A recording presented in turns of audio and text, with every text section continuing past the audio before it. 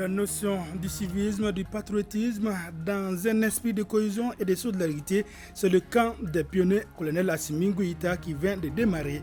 Les détails dans ce journal avec Alpha Maïga.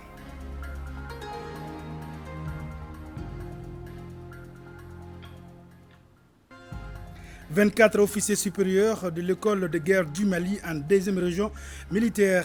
Ils ont effectué 4 jours de voyage d'études. C'est là pour préparer les postes de responsabilité qui les attendent à la fin de leur formation. Mesdames, Messieurs, bonjour et bienvenue aux informations. C'est parti pour le camp colonel Assimi Goïta, des pionniers, les métiers techniques, les notions du civisme, du patriotisme, dans un esprit de cohésion et de solidarité sont autant de programmes de ces 2 semaines de camp. La session regroupe l'ensemble des pionniers venus de toutes les régions du Mali. Alpha Maïga.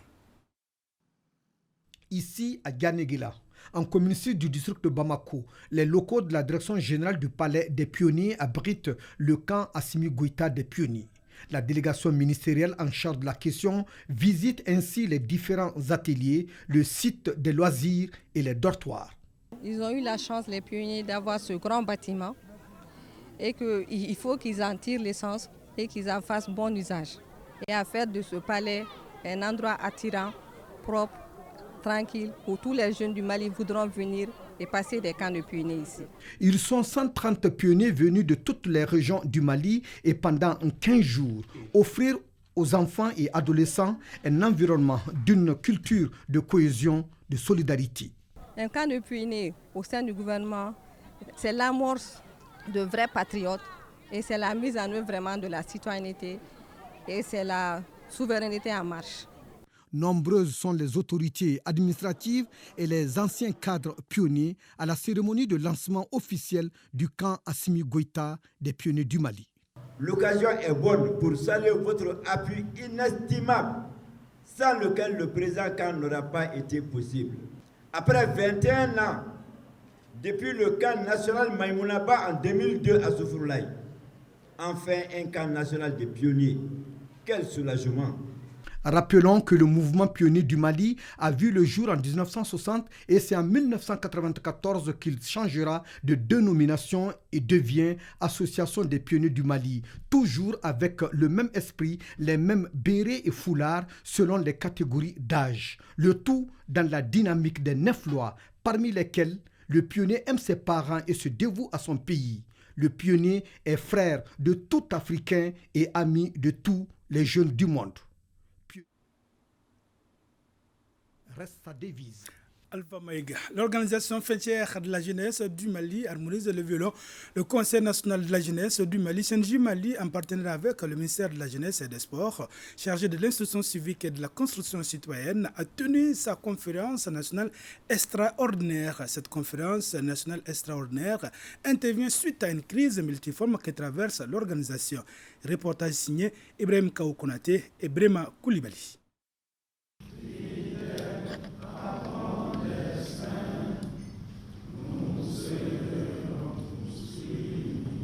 À l'ouverture des travaux de cette conférence extraordinaire, les jeunes venus de toutes les régions du Mali ont rendu hommage aux victimes civiles et militaires suite aux récentes attaques.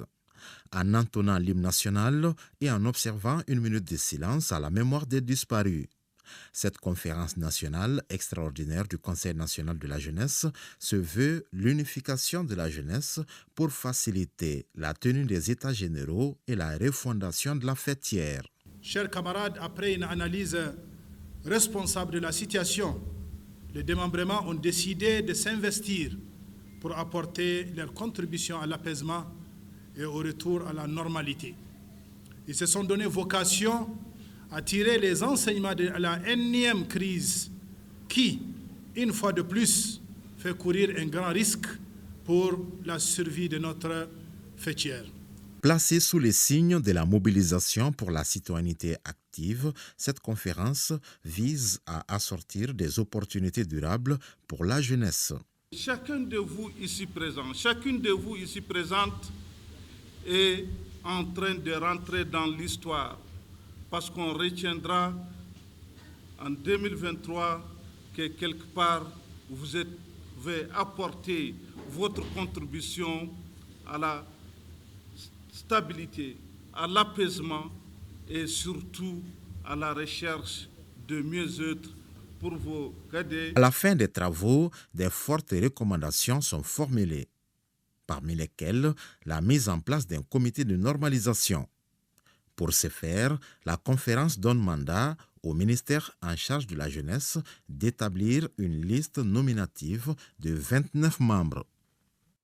Autre titre de ce journal, 24 officiers supérieurs stagiaires de l'école de guerre du Mali ont effectué 4 jours de voyage d'études dans la région de Ségou. C'est là pour mieux préparer les postes de responsabilité qui les attendent à la fin de leur formation.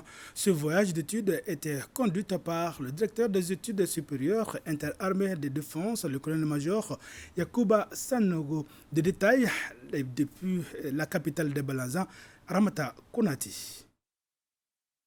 La deuxième promotion de l'école de guerre du Mali en voyage d'études à Ségou, la 4e région administrative du pays.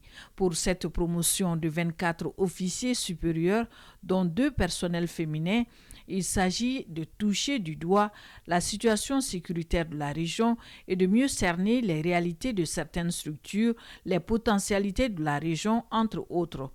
Après la visite de courtoisie au gouverneur de la région de Ségou, la présentation de la 2e région militaire, ces officiers stagiaires se sont rendus à la direction régionale de la police, aux ateliers militaires centraux de Markala, au camp de Bafo et dans certaines sociétés industrielles, entre autres.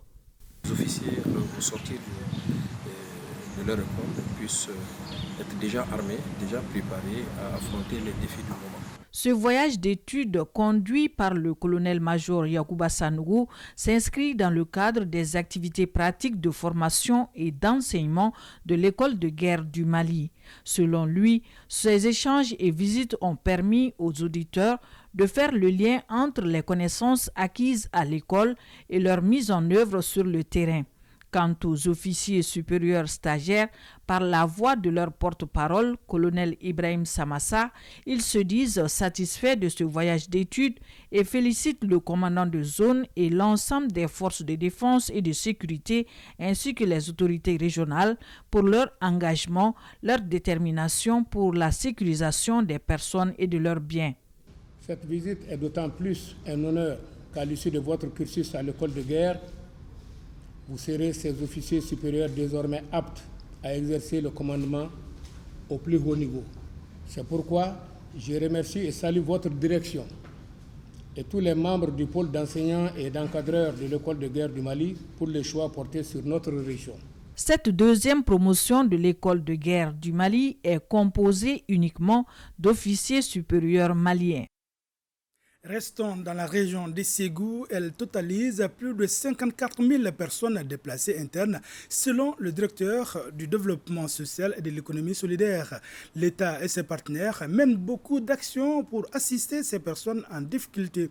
Parmi ces actions figurent les créations des activités génératrices de revenus, des dons, des vivres et des non-vivres. Ce sont là quelques informations issues de la réunion du comité de coordination régionale des sites des personnes déplacées internes de Ségou.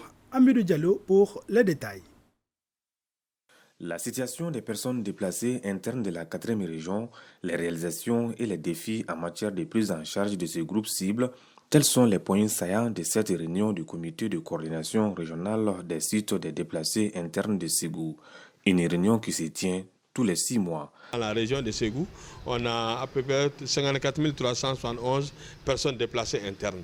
Les actions faites à l'endroit des déplacés, nous avons d'abord l'assistance alimentaire, nous avons la consolidation et l'installation des tentes. Il y a aussi des partenaires qui interviennent pour faire les latrines. Il y a d'autres qui interviennent pour les activités génératrices de revenus. Il y a des personnes déplacées qui sont là plus de 2 ans. Alors, quand tu fais plus de 2 ans, tu quittes le mécanisme d'assistance. L'État et ses partenaires apportent un appui multiforme aux déplacés internes à travers des dons de vivres et de non-vivres. Autant d'actions qui doivent être soutenues pour améliorer le quotidien des déplacés. Malgré ces efforts, l'arbre ne doit pas cacher la forêt. La majorité des personnes déplacées internes sont dans les familles d'accueil ou en location. C'est le lieu pour moi d'inviter les responsables des collectivités à trouver des parcelles de terrain afin d'aménager les sites de PDI répondant aux normes requises. La rencontre a été sanctionnée par plusieurs recommandations, dont le renforcement de la communication entre les services techniques, les partenaires et les déplacés. Les habitants du village de Sona, dans la commune rurale de Mao, région de Koutiala, ont reçu une importante quantité de céréales. Cette remise gouvernementale intervient à la suite d'une inondation que la localité a connue. Reportage signé Brema Kone.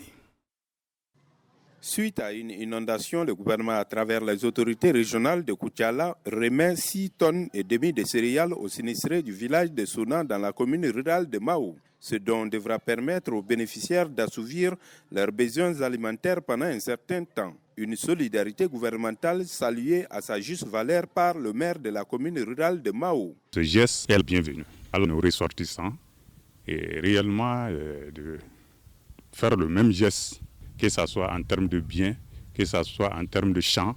Réellement, c'est un cri de cœur vraiment à l'endroit réellement de toute personne de bonne volonté pour nous secourir. Le village de Sona compte plus de 2000 personnes, dont 65% sinistrées. Ce geste à son endroit dénote de la promptitude du gouvernement à aider les populations maliennes face aux situations d'urgence. Cette assistance n'est pas quand même la première.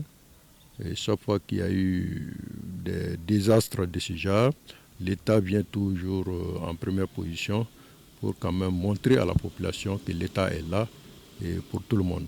À noter qu'une forte pluie et l'eau de ruissellement provenant d'une colline sont les causes du sinistre. À présent, Supercoupe Colonel Assimi Goïta, outre le terrain, les activités culturelles, la visite des sites historiques et touristiques est un autre volet. Ainsi, les jeunes sont allés visiter les Faramisri, une occasion pour eux de faire des bénédictions pour le Mali. Suivons cette visite. Pour cette sortie, les organisateurs ont choisi les Faramisri pour les jeunes participants à la Supercoupe Colonel Assimi Goïta. Le Faramisri est un site historique et touristique de la cité de Meguetan. Ce site a été découvert il y a de cela des années, depuis le temps bien avant l'installation de Djobo Diarra au pied de la colline du Niana. C'est un site qui a été repéré par d'éminents marabouts de ce pays. D'aucuns disent même que depuis le temps du prophète, certains se sont retirés dans ce Faramisri-là pour faire leur adoration. Depuis, c'est comme un pèlerinage. Chaque année, nous recevons de la visite de plusieurs marabouts qui viennent se retirer, faire leur recueillement et faire des mois, sinon des années, en train de faire l'adoration. En visitant cet endroit naturel et historique, à l'occasion de la Supercoupe au colonel Assimi Goïta, c'est une chance et une source de connaissances. C'est fut un réel plaisir pour nous de pouvoir avoir la chance de découvrir cet endroit. Que vraiment, nous ignorons tout ceci de la région de Koulikoro.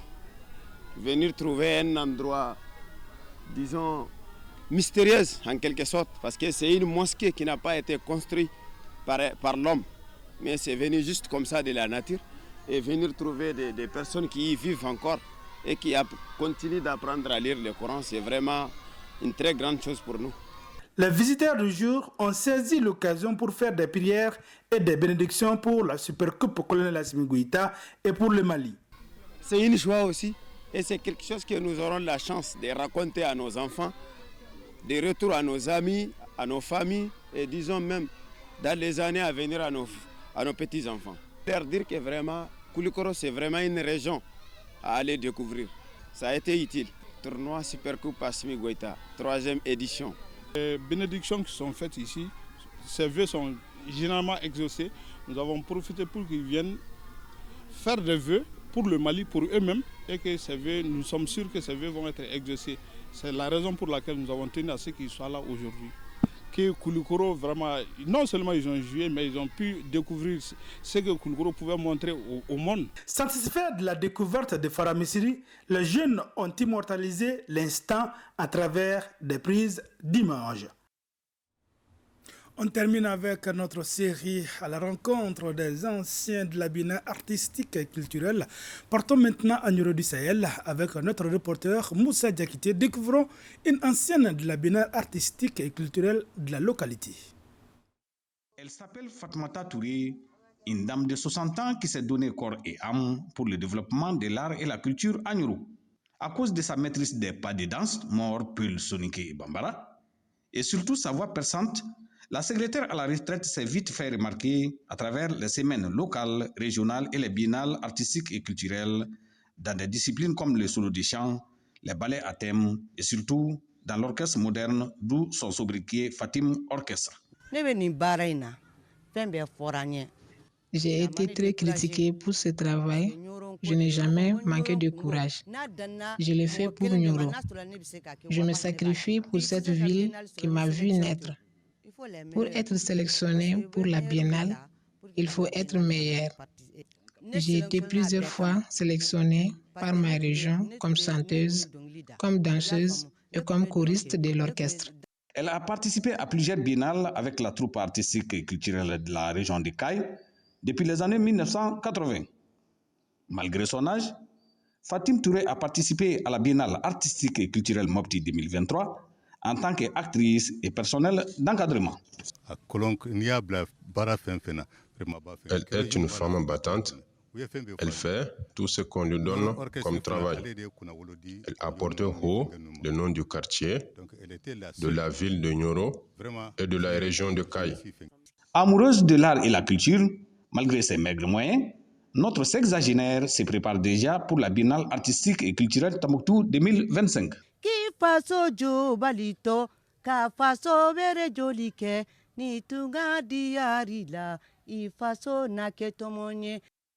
Ainsi prend fin ce journal. Merci d'avoir été de nôtres. À demain, Inch'Allah, même heure, même plateau, et pour d'autres informations.